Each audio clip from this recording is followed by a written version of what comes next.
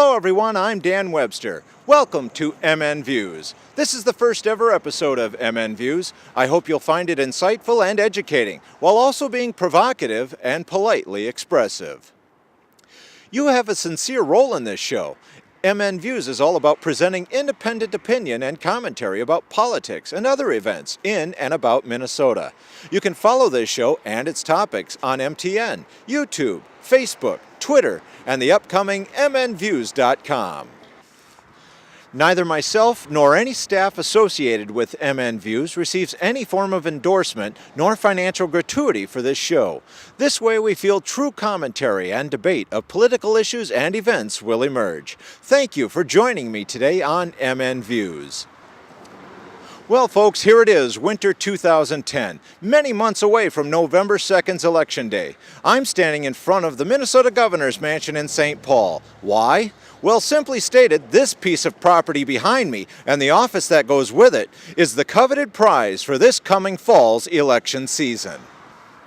Oh sure, there's all sorts of other elections which will accompany the election of Minnesota's newest governor, but clearly, folks, the Minnesota governor's race in 2010 is the main event.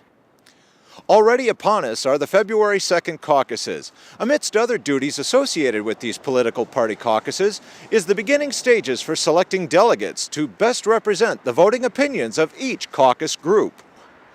Then from late February through early April, each of the major political parties in Minnesota will hold local and regional conventions as a means of, intensifying their efforts in finding the best delegates to represent their region in each of the state party conventions.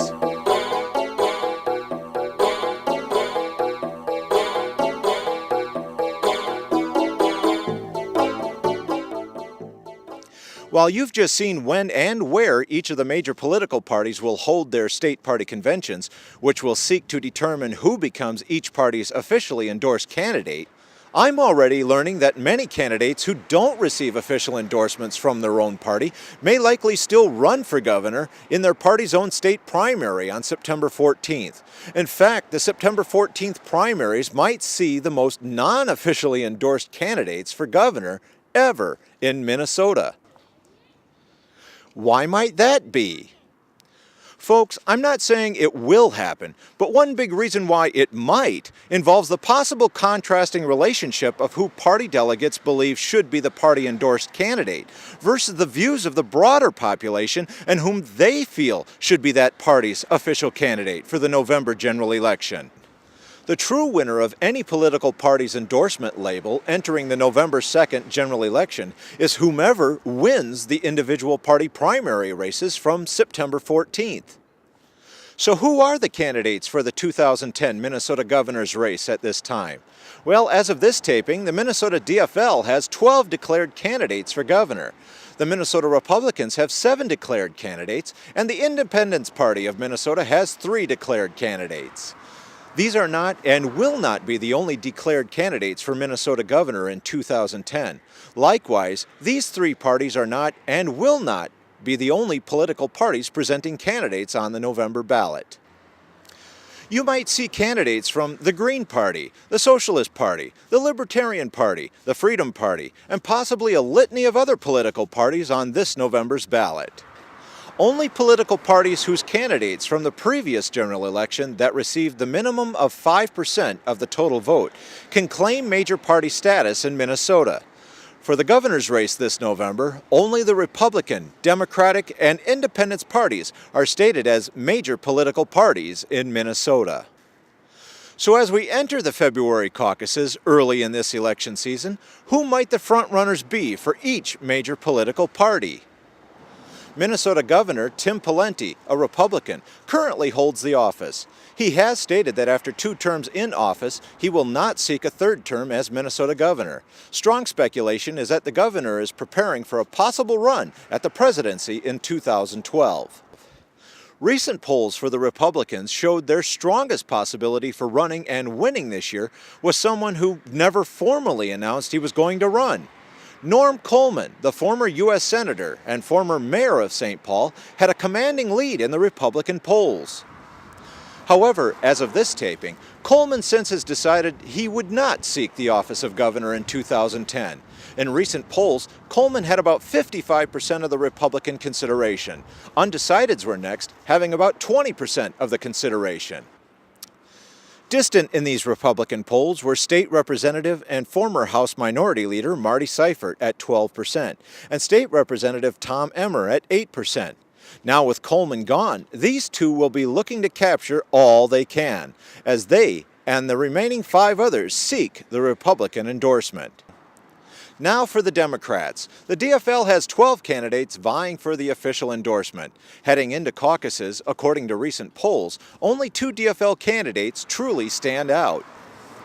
These are Minneapolis Mayor R.T. Rybeck and former U.S. Senator Mark Dayton. These two combined have consistently made up just over 60% of the Democratic consideration over the past 3 months, and they've been running pretty close to each other during that time. Undecideds make up about 15%, and the remaining near 25% are led by House Speaker Margaret Anderson Kelleher, followed by State Senator John Marty, State Representative Tom Rukavina, and former State Representative Matt Intenza.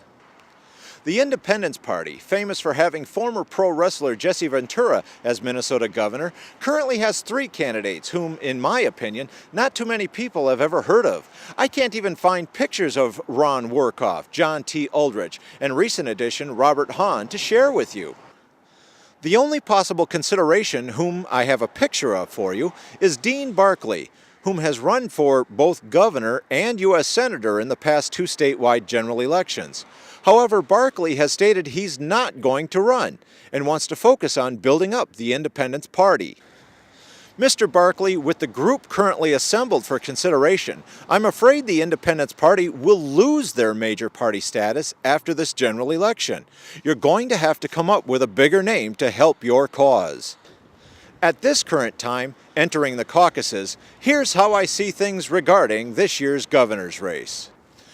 I truly believe at this time, regarding the general election, R.T. Rybeck is the candidate to beat. Rybeck has successfully shown he knows how to manage tough budgets in an even tougher economy. His ability to show Minneapolis having lower unemployment than the suburbs, the state, and the entire nation is something no other major city mayor can claim.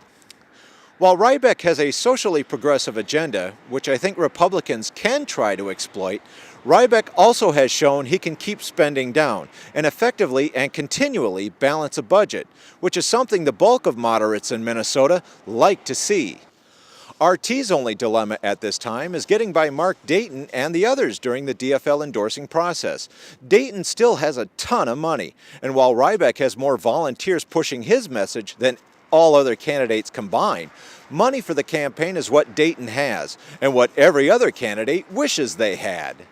As for the Republicans, their only hope at this time is that Dayton, or someone other than Rybeck, does win the DFL endorsement. Why? Because then the Republicans can relaunch their often successfully aggressive attack ads against the DFL's tax and spend liberals. Remember, folks, we still are in a recession. While many people believe it was the President Bush and Governor Pawlenty administrations and their cut-at-all-cost policies which created this recession, the Republicans know full well the last thing a struggling voter wants to hear is more taxes. For the Republicans, I truly believe if R.T. Rybeck takes the DFL endorsement and or wins the DFL primary, their only hope comes down to one man, and a very popular one. Former U.S. Congressman Jim Ramstad would be the only person who could beat R.T. Rybeck in a head-to-head election for governor. The 60-plus-year-old standout would be able to gather the Republican base and join it with moderates to give Rybeck a sincere run for the office. But folks, only Jim Ramstad could do that. I'm not talking about some wannabe Jim Ramstad, nor some Ramstad-endorsed Republican candidate. I'm specifically speaking about the real Jim himself. And only himself. It's early in the election season, and caucuses are practically here already. I hope you'll choose to take part in supporting the candidate you like. I hope you'll join me on YouTube, Facebook, and Twitter, and express your opinions and questions for my next edition of MN Views. I'm Dan Webster, reporting.